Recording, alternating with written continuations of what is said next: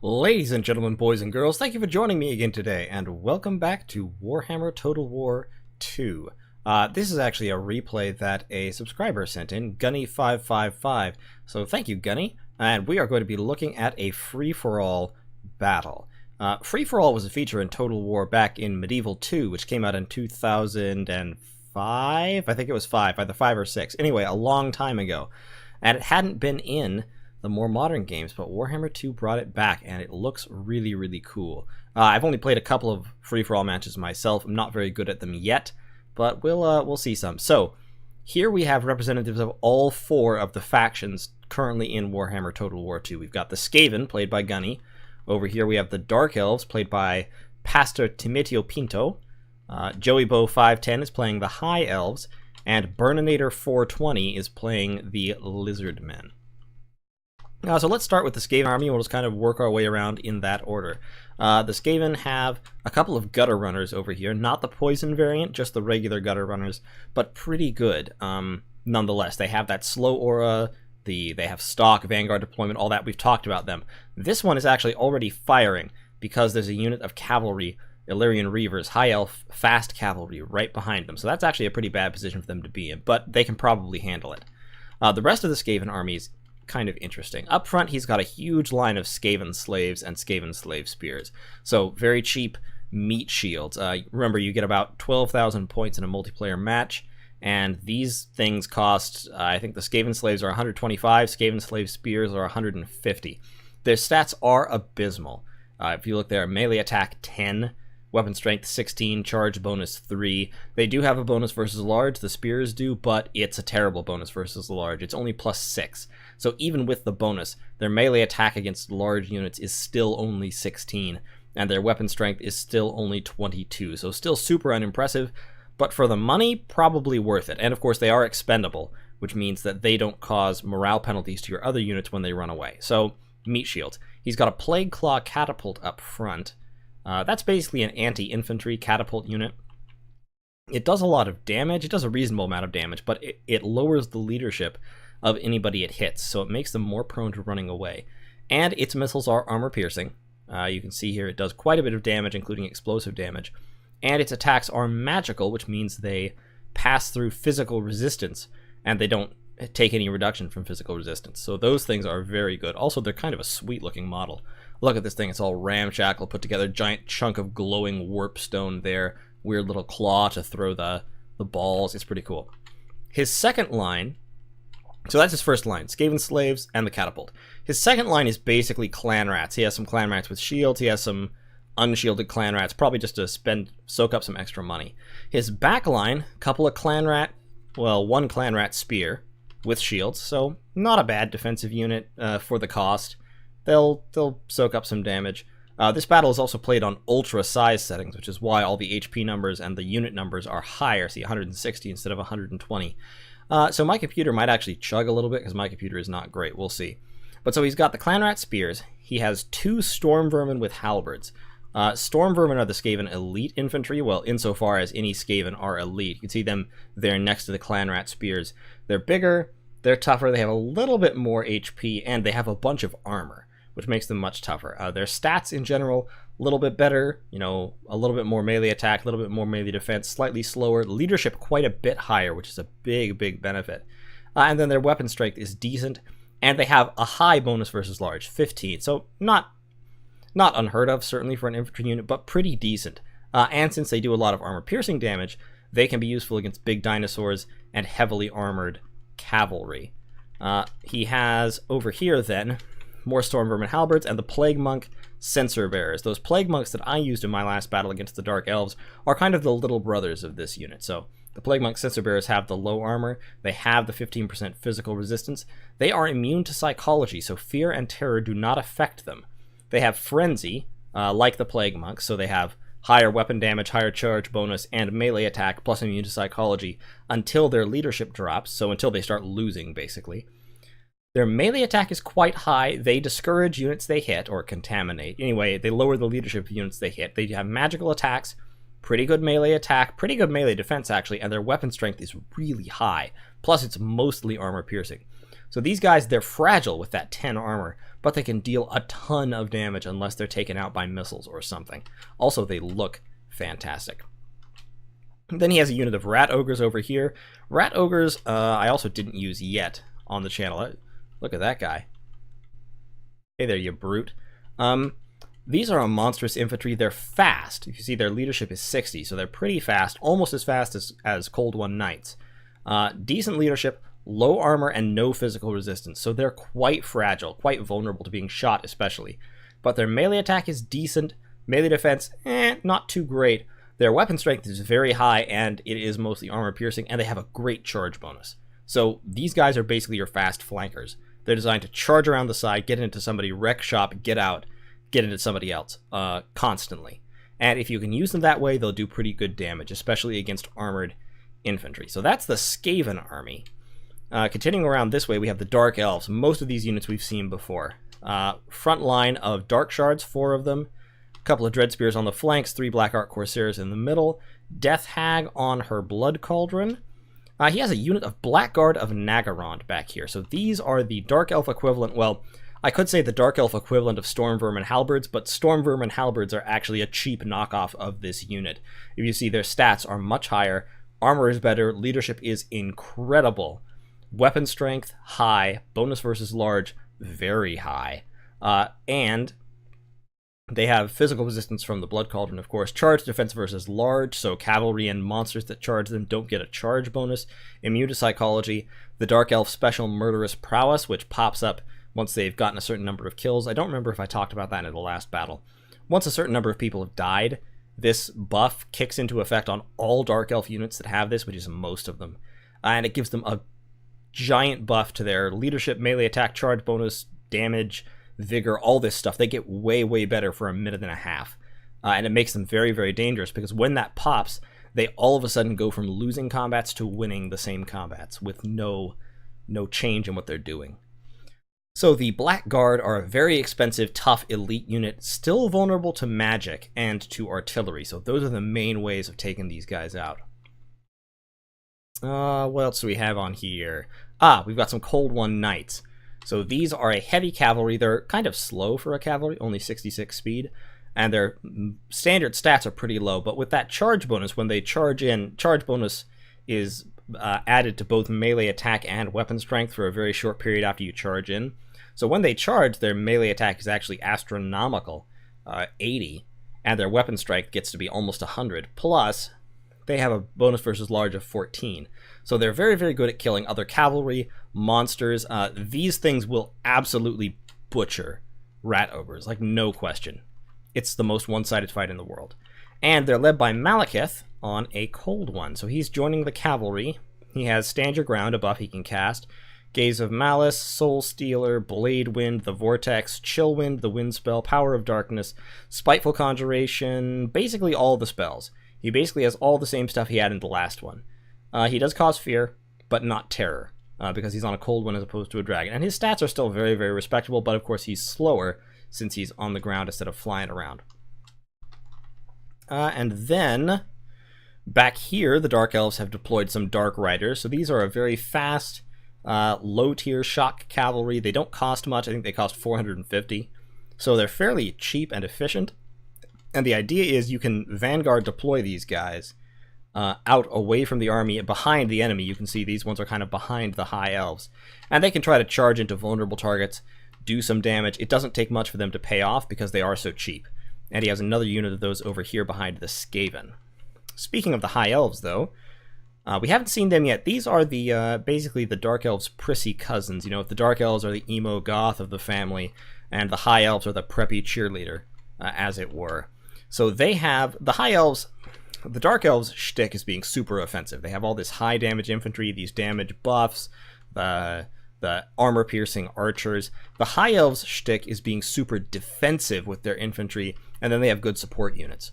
So their spearmen here, notice that the melee defense is really, really high on these spearmen. These are the basic High Elf unit. This is their tier 1 infantry, and it has a melee defense of 50. That's because High Elves have martial prowess, which gives them a buff to melee defense and a small buff to melee attack, as long as their what is it? It's as long as their hit points are above 50%. So basically, when high elves start the battle, they're super tough to kill. And then as the battle goes on, they weaken over time, because once they get below 50% hit points, all of a sudden, 12 of their melee defense goes away. So as soon as these guys are down to about 3,700 hit points, their melee defense will drop to 38, which will make them much easier to kill. Armor not good, but they do have a silver shield, which means they have a 55% chance to block arrows. So effectively, against archery, their armor is like 110 from the front. From the rear, shields don't count, so they can still be shot up very effectively from behind. But so he's got a front line of 4 of those spearmen. He's got the Lothern Sea Guard back here. The Lothern Sea Guard are a very interesting hybrid unit. Gutter Runners are also a hybrid unit. Lothern Sea Guard aren't much like them. This is a hybrid spear and bow unit. So it has a bonus versus large. They have charge defense versus large. So in that way, they're like spearmen. Their stats, their melee stats are very similar to spearmen. A little bit less melee defense and no shield. There is a shielded variant, but they have not been brought because they're a little bit more expensive. And they also have a missile attack that is very much like the High Elf Archer's missile attack, but a little bit shorter range. High Elves have a missile range of 180 with their basic archers, which is very, very long. Lothern Sea Guard's still a long range, 165, but not as long. So basically, these are archers that don't have to worry about cavalry, because they have those spears, that bonus versus large. They can defend themselves very well. In the back, we have some more elite High Elf units. We have the White Lions of Trace? I'm going to go with Trace. They are a Great Axe unit. They have a lot of armor-piercing damage. Their stats are very solid. A lot of armor, and they have missile resistance of 30%.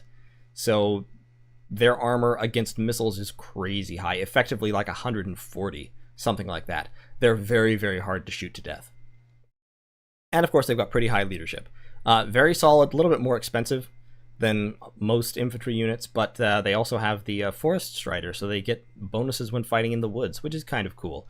There are some woods scattered around, but the main fight is going to take place in this open plain in the middle of the battle, so I don't think it'll be terribly, terribly relevant. He's got 2 units of those. He has a unit of Dragon Princes, which are one of the most expensive cavalry units in the game and also one of the most powerful. Their stats are very high across the board: melee attack, melee defense, weapon strength. Charge bonus is huge, 80. Their melee attack is effectively 124 when they charge in. 110 armor, decent speed, very high leadership. These guys are very, very good and very, very expensive. I believe they cost 1,500. They have 25% physical resistance, which is big. And then they have 70% fire resistance. So Dragon Breath, flaming attacks, just don't hurt Dragon Princes whatsoever. They're very, very resilient against that. And they have Martial Mastery, which is the upgraded version of that Martial Prowess that the Spearmen have, and it gives them +8 melee attack instead of +2. Then the last units, you've got the Phoenix Guard. The Phoenix Guard are basically the Black Guard, but they've grown out of their emo phase. So they have similar stats, a little higher at the moment because Martial Mastery is being procced. Their bonus versus large, 20. What was the Black Guard's bonus versus large? Where are they? There they are.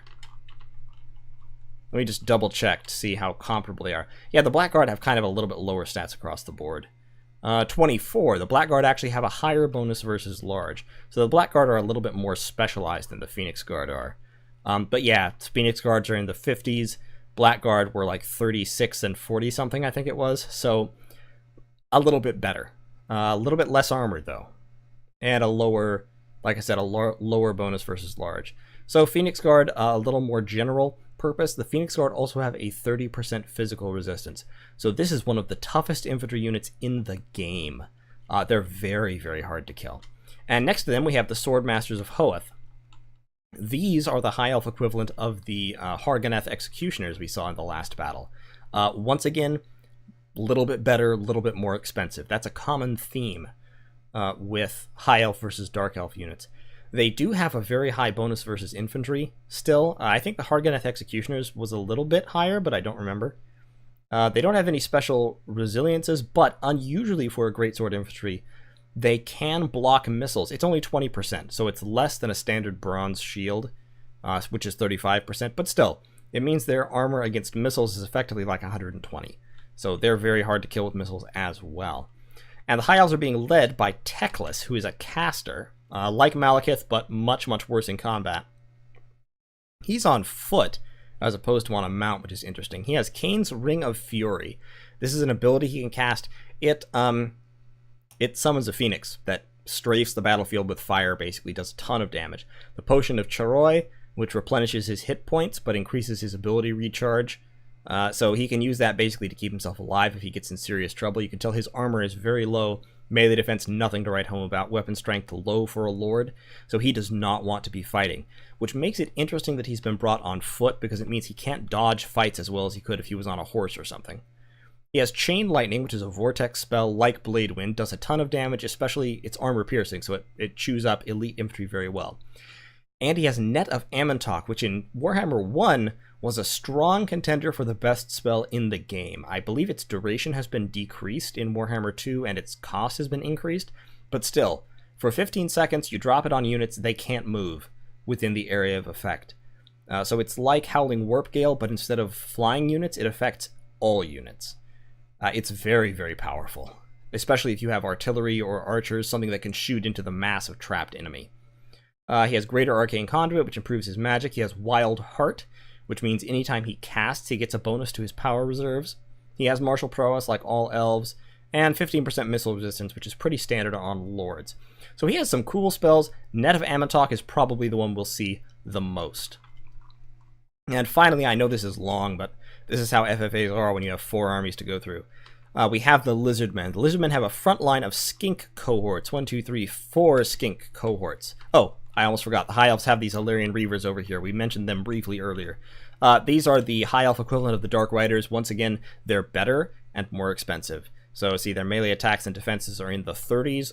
Once Martial Prowess goes off, that'll drop to 24. So if you compare to the Dark Riders over here, yeah, even then they'll be a little tiny bit better than the Dark Riders.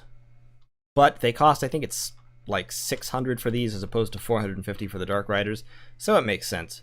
They have Vanguard deployment as well. They can hide in forests, and they're just kind of a cheap shock cavalry. You use these like the Dark Riders. You deploy them behind the enemy, try to get something valuable with them, which isn't hard because they're cheap. So back to the Lizardmen. Front line of skink cohorts. Skink cohorts are a cheap, crappy infantry. They're the Lizardmen equivalent of Skaven. Their stats are actually quite comparable to Clan Rats, maybe a little bit better. Armor pretty low, leadership speed not bad, pretty high for infantry actually. Melee attack crappy, charge bonus crappy, weapon strength also crappy, but they cost 300 gold, so what the heck. He has a Feral Bastillodon. This is the main strength of the Lizardmen. Not this unit specifically, but this type of unit, dinosaurs.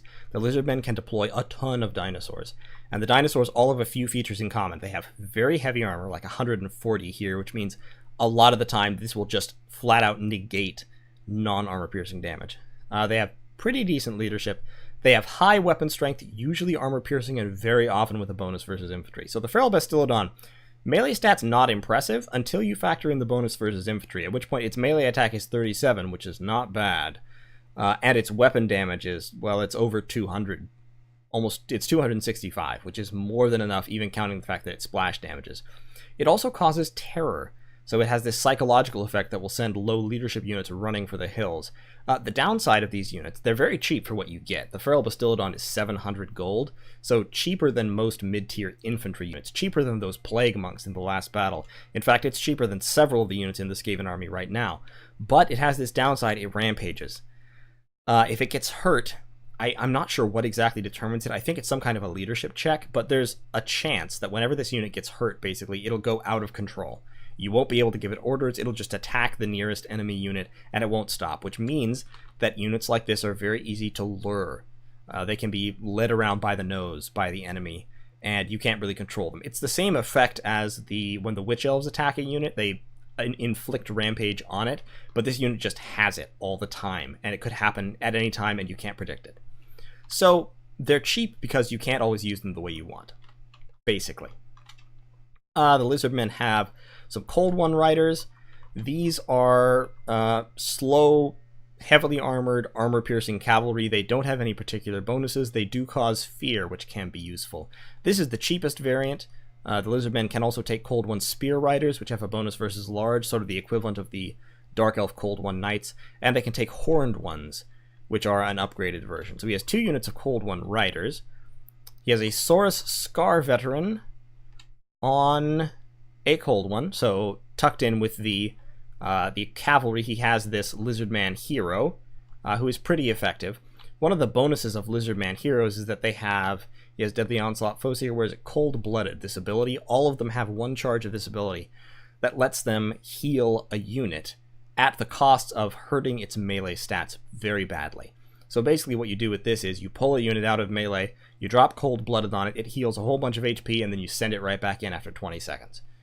So the Saurus Scar Veteran, he does have an anti-large bonus, a pretty significant one, 20. So you can use this guy to hunt monsters very effectively, and he's just a good beat-stick combatant in general. High charge bonus, decent stats, lots of HP, heavy armor, and shield. In the midline, behind all those skinks, we have 2 units of Temple Guards. These are the Lizardman equivalent of the Blackguard, Phoenix Guard, Stormburn, and Halberds. Every race has one of these, an elite Halberd infantry. Temple Guards, high armor, they have a shield, which none of the others do, so they're much more resilient against missiles. Bronze shield, 35%, I think? Yeah, 35%. So their effective armor against missiles is like 135, almost 140. Super high leadership. Temple Guard do not break hardly ever. Melee attack, middling. Melee defense, pretty good. Weapon strength, decent bonus versus large, high armor piercing, and a slightly higher charge bonus than the other elite halberd infantry. So the Temple Guard are a little bit more offensive, which fits in with the faction because the Lizardmen are a very offensive faction. They have 2 units of Croxagores. Croxagores are a monstrous infantry that has a bonus versus infantry that's pretty significant. So while their melee attack and defense are not terribly impressive, that goes up to over 40 against infantry, And they have an okay charge bonus. They cause fear. They're siege attackers, which isn't relevant, and they have primal instincts. So if their health drops below 50%, they will start to rampage and go out of control, like the Feral Bastillodon. 2 units of them, so very much anti-infantry focused. No missiles whatsoever in the Lizardman army. Not too terribly uncommon. Lizardman missiles aren't great, but this is entirely an infantry heavy rush build. And we are led by Kroq-Gar, a legendary lord, on his Carnosaur, Grimlock. So he's a dinosaur riding a T-Rex, which is pretty sweet. Very high weapon strength, huge bonus versus large, very high melee attack. Kroq-Gar is an assassin of lords and monsters. He can dive in there with his high armor, high health, kill something big with his massive weapon strength and bonus versus large and charge bonus, and then get out immediately and nothing can stop him because his mass is so huge, he can just plow through infantry like they're hardly even there. Ability-wise, he has the swiftness of Itzel, which sets off an explosion and then lets him run through it because it makes him super fast. Deadly Onslaught, the Sacred Spawning, which gives him physical resistance for a while and takes away fatigue. Cold-Blooded, that same old heal that all Lizardmen heroes have. And then he has Frenzy, which makes him immune to psychology, gives him those same buffs. He causes terror because he's on a giant dinosaur, and he has missile resistance of 25%, which is a little higher than normal. So those are the armies. Actually, there is one thing I forgot. Back in the Skaven, how could I forget them? They're so delightful. The Skaven army here is led by Queek Headtaker, who is a melee legendary lord. If you look at him, he has pretty good stats. His armor is high, his health is pretty high, leadership good, his weapon strength is decent, mostly armor piercing, and with a plus 12 bonus versus infantry. So Queek Headtaker is good in infantry blobs, despite the fact that he's called a duelist, and he's good at murdering lords on foot. Against mounts he suffers somewhat. He has trophy heads, which is that assassin ability that I was showing you in the last battle, which means he can drop that on somebody, turn their melee defense into almost nothing and lower their melee attack, and then kill them one-on-one. So he's very good at duels. He has Stand Your Ground, which buffs leadership and defense. He has Verminous Valor, which is his equivalent of that Sacred Spawning of Itzel ability. It sets off an explosion, turns up his speed and leadership, allows him to run away. And he has the Warp Shard armor, so everyone who comes close to him, every enemy that is, has minus 18 armor all the time. And then the standard Skaven buffs. For spells, the Skaven have taken a Plague Priest. Look at him, he is revolting. He's got, like, horns growing out of his tumors. Ugh. He has the lore of Plague, which is a lore we have not seen. He's basically a Plague Monk Sensor Bearer hero, so he has that discouraging weapon attack, magical attacks, armor-piercing damage, all of that, but the cool thing about him is his spells. Pestilent Birth lets him spawn a unit of Plague Monks. They do slowly die over time, but they can do a ton of damage because he can summon them anywhere within 60 meters of himself, including on the other side of enemy battle lines to flank. He has Plague, which is a vortex spell that sits in place and does a whole bunch of damage in that single area of effect. Vermintide, which is a very cheap spell with a very short cooldown that lets him spawn Clan Rats. Clan Rats aren't very good, but when they're flanking like that, they can do a lot of damage. So he brought Vermintide, he brought Bless with Filth, which is an AoE that gives poison attacks to all of your units in the area, and he brought Pestilent Breath, which is a pretty decent damage breath spell, so it expands in a cone and hurts everything that it hits. It can be very useful when a battle line has met. He also has Plague Rash, so every time he casts, all the enemies everywhere lose speed and vigor. And of course he has all the standard Censer Bearer things and Skaven things. One interesting thing, the summoning spells, at least Vermintide, I believe also Pestilent Birth for the Skaven, are currently bugged in that the units that are summoned by them have no collision.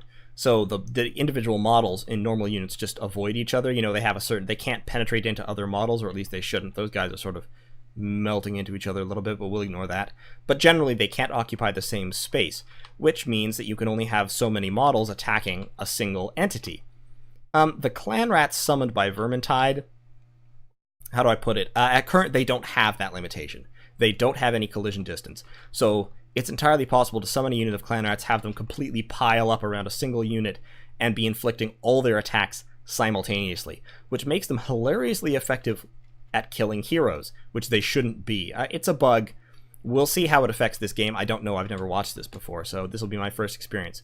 So let's see how it goes, shall we? So he does have that Lore of Plague, which gives him some pretty cool abilities. There's one Plague spell it doesn't look like he took, that I was interested in kind of seeing, which is, there's a Plague spell, oh, there it is, Wither, I skipped right over it. Yep, he has it. Minus 30 armor if you overcast it in an area and for 50 seconds, so it lasts a long time.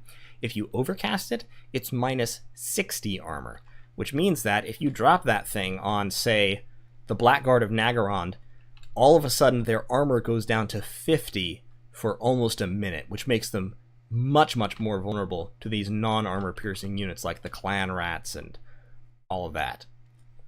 But he has a bunch of armor piercing, so maybe he won't even need it. Anyway, I have talked for far too long. Sorry about the long intro, but when I have to go through 4 armies, that's what happens. So let's see how this goes. I'm thinking the Lizardmen are going to rush in one direction or the other, either left or right, because they have a very, very rush-centric army. They've got the monsters, they've got the Temple Guard, the Cold One Riders, the Croxagores especially, so they're going to try to just get stuck in against somebody and do as much damage as possible. The Skaven might try to skirmish a little with the Gutter Runners, but this is going to be a problem. And their army in general is very infantry-centric. I think they might sort of turtle a little bit and use the Plague Claw Catapult, which is already shooting at the Dark Elves, it looks like. The Dark Elves, they're going to be aggressive, but they have the ranged power, so they can hold back a little bit compared to the Lizardmen. The High Elves are definitely going to hold back, because these Lothran Sea Guard are great archers. These ones are already firing. They're already in range of the Dark Elves over here. And they can hold their own against cavalry. So they've brought pretty heavy melee build with 1 unit of Dragon Princes and the Illyrian Reavers. We'll kind of see what they do. Scoring in this game is based entirely off the damage you deal, off of killing and hurting enemy units. So we kind of have to see who gets stuck in the best. Okay, let's go. Alright, so over here, Gutter Runners. They're already trying to run away. The Illyrian Reavers have taken a ton of damage and gotten snared. The Plague Claws are firing. Yep, it's already a little framey. Firing into the Dark Shards, and the Lothran Sea Guard are firing into the Dark Shards. Dark Shards are shooting at the Spearmen. They're not really going to get a whole lot done with that. Okay, I gotta pause real quick. So over here, the Gutter Runners were skirmishing. This unit got caught, and as a consequence is losing. Should have turned around and charged. Meanwhile, the Lizardmen cavalry turned around and came over to join the fun. This unit of Gutter Runners is going to get away. This one's dead. The Dark Elves are starting to move. They're kind of shooting into the mass of Skaven slaves. That's fine, because nobody cares about Skaven slaves. High Elves have not even started moving yet, except for those Reavers. You can see over here in the scoring, Gunny has taken a little bit of an early lead because of the damage he did to the Illyrian Reavers. Won't last long, probably. and the lizardmen are just starting to get involved. So over here, oh yeah, frames for days. The dark shards are shooting. Oh, they turned their shields away. That's gonna hurt them. Those plague claws are getting fantastic damage done. They're great against infantry. Couple of volleys, those dark shards are already really suffering. These dark riders have yet to move. The Skaven infantry line is coming this way towards the dark elves, while over here, the Cold One riders are pulling away from the gutter runners. These gutter runners, they're doing okay, but they're getting mopped up. The Cold One riders are just wiping them out. The Illyrian Reavers have gotten away to behind the Lizardmen, which is fascinating. They've shifted targets onto the Skink cohort, which is with the Plague Claws. I think I would have kept shooting at the Dark Elves, but the Dark Elves are in serious trouble. I have to go into slow motion. I'm sorry. It's just I can't talk fast enough to keep up with what's going on. The Dark Elves are kind of in trouble. The Skaven Slave Spears are routing, but more of them are coming in. These Black Ark Corsairs are going to murder tons of them, but it doesn't matter because they give almost no points since they're so cheap. And the real Skaven Infantry is following right behind along with Queek. Meanwhile, on the other side, the High Elves have turned and are advancing towards the Dark Elves as well, and those Lothern Seaguard are already ripping the Dark Shards apart. Now, these Dark Riders, they're doing something. They're getting over here, but the Dragon Princes are going to massacre them. And the Lizardmen are splitting their forces, so half are going towards the Skaven, half towards the High Elves. And the half going towards the High Elves are taking shots from the catapults. Oh, wow. Boy, it's so slow. I'm sorry about that. The scores at this point don't mean anything because they're just changing too rapidly. We've got some Clan Rat Spears and Storm Vermin set up to stop the Feral Bastillodon, which is good. More artillery coming in now to the units that are attacking. Wow, 11 kills with one shot. That's impressive. Those Plague Claws doing work. Looks like they're going to kind of try to just hold the Lizardmen off while their main army attacks the Dark Elves.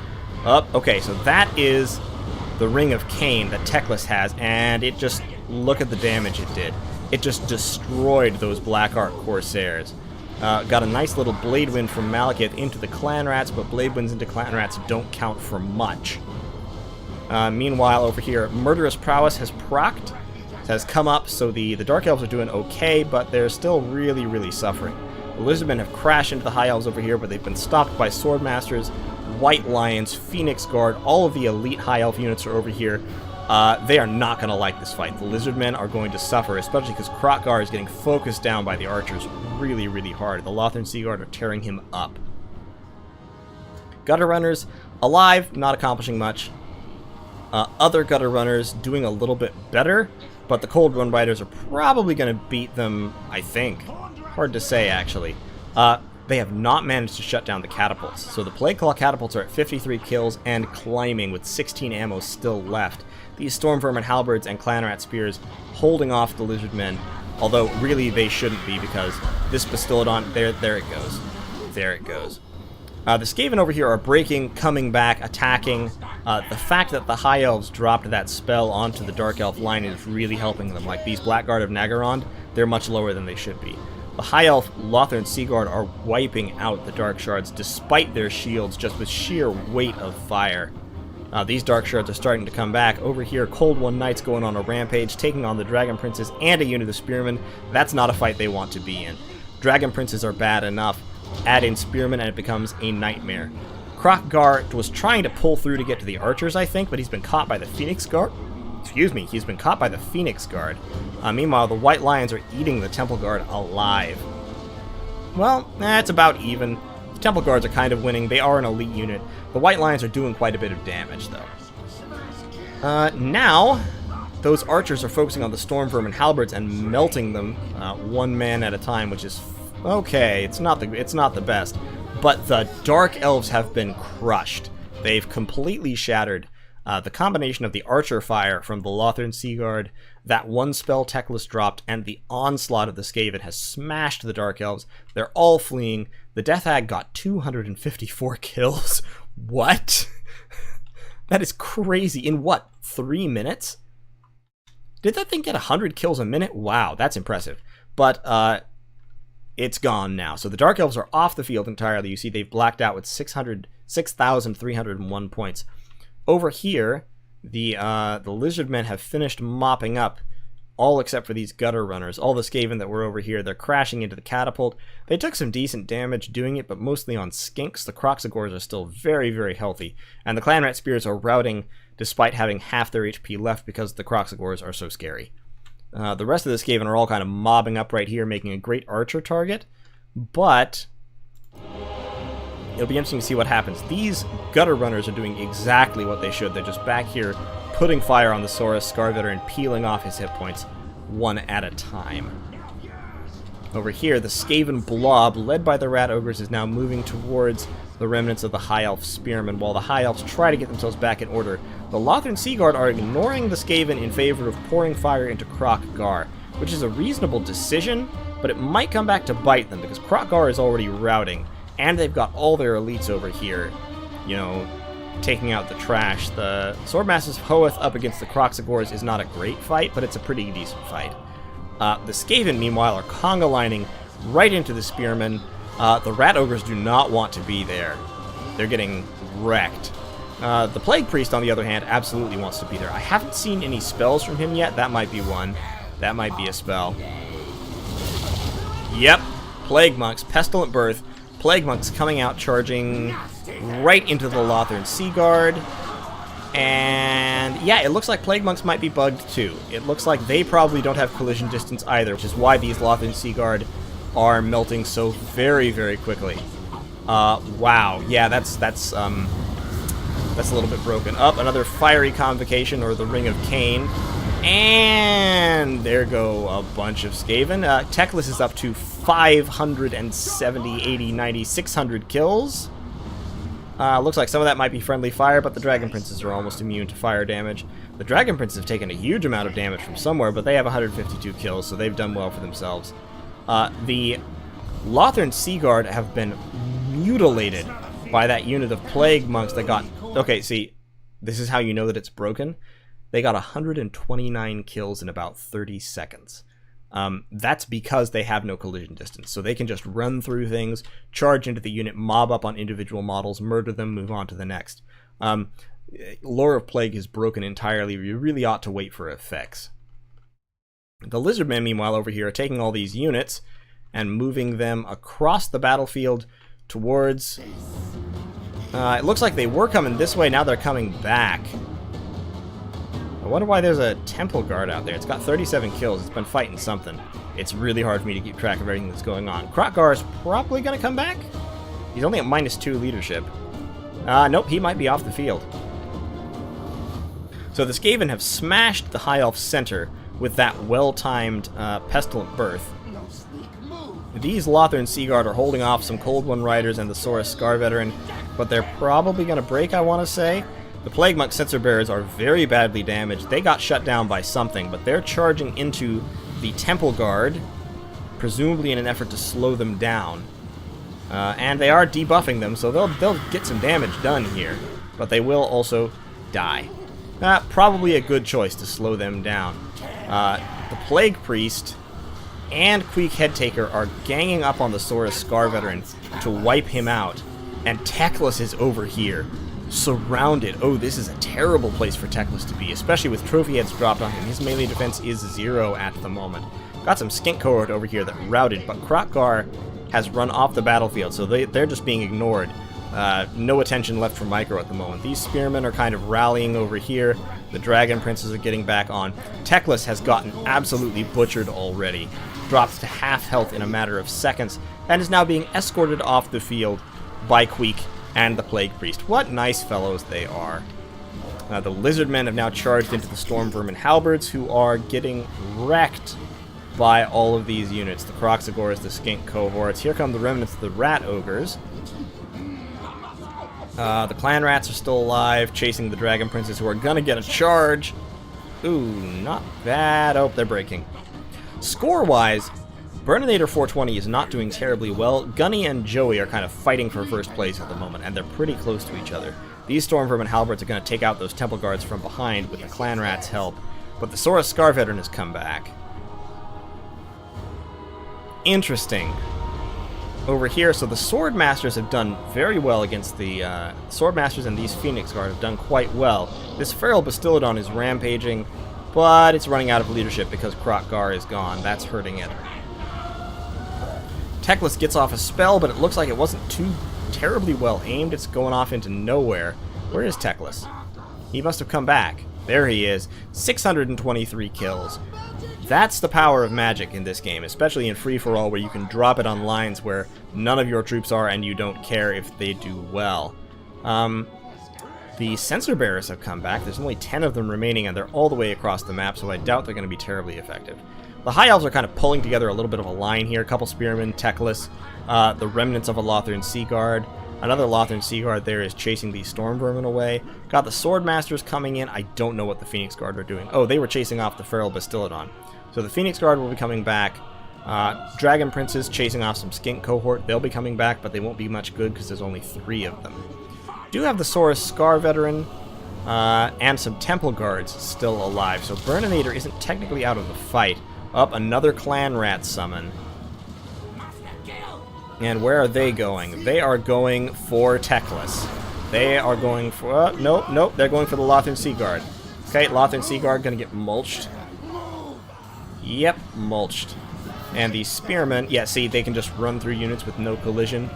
Yep, that's the problem with the Lore of Plague at the moment. The remnants of the Gutter Runners have come in for a charge. Broken the Spearmen, send them running for the hills.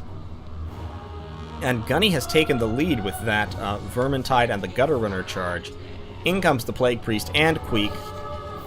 Those two together make a pretty effective goon squad.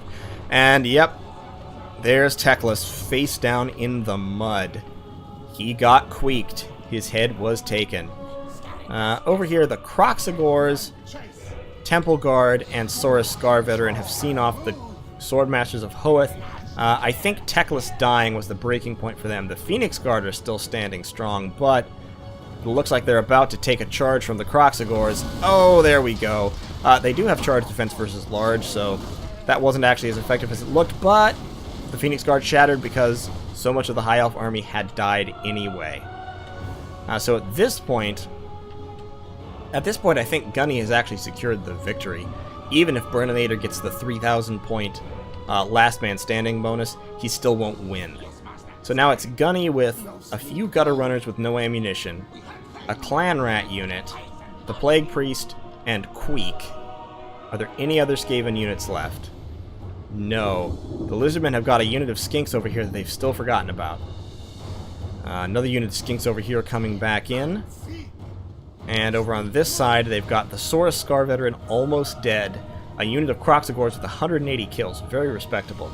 And a unit of Temple Guard that are also nearly dead, but still have 1750 HP, so still not out of the running, especially not against Clan Rats and Gutter Runners. Looks like the Gutter Runners are just going to frontally charge in with their little ratty lope. Here come the Rat Ninjas. They're not going to do great against the Temple Guard. But, they'll do something. Well, they won't really do anything, actually. The Saurus Scar Veteran has got his Foe Seeker up. The Kroxigors have smashed into the Clan Rats and destroyed them. So now it's just Plague Priest and Queek doing their best, giving it their all. They're not going to win this. They're not going to win this, but I think the battle, like I said, is already won for Gunny due to the way scoring works. He's surpassed the High Elves, and Burninator just did not get enough damage done. He does not need to actually win this fight in order to win the game. So the Lizardmen are going to gang up. He's got Queek and the Plague Priest fighting back to back. The Plague Priest has got a ton of kills. He must have dropped a couple of spells that I didn't see, because 129 kills for a Plague Priest, very impressive. Queek only has 29, but I think Queek was probably trying to single out heroes to attack, which would explain that low kill count. So yeah, this is the only fighting on the map at this point. These skinks are just having a rest. They're just, oh, nope, there they go. They realize there's something still going on. They were like, I thought the battle was over. We were just having lunch. Queek Headtaker just popped Verminous Valor to knock all the enemies away from him, so he can run out of that mosh pit. The Skink Cohort is actually broken, routing from all the damage done by the charge of Queek and the Plague Priest. Queek did pick up 8 kills in a few seconds there, so he didn't do badly for himself. Plague Priest got a few as well. Skinks are going to come back, though. I still don't see this ending well for the Rats. They really have to... Oh, that's what happened. They sniped out the Saurus Scar Veteran and removed his leadership effect. Oh, okay, that'll change it. Here come the clan rats. And once again, with that no collision they have, they do wildly disproportionate damage. So the Temple Guard, look at that HP drop. That is incredible. Yep, there they go. The Croxagores are frenzying.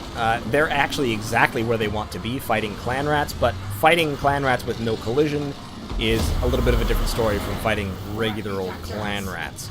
The Croxagores are almost dead. The Skink Cohort and Temple Guard are almost dead. Yeah, those clan rats changed the picture. See, 53 kills against much higher tier units in a matter of seconds. They've got this. And now it's just one half-health Skink Cohort. And Queek Headtaker and the Plague Priest, backed up by their magical clan rats, are easily going to destroy these guys. Look at them go.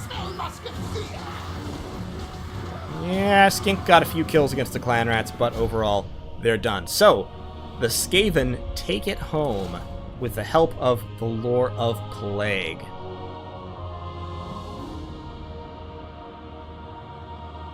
That was an interesting one.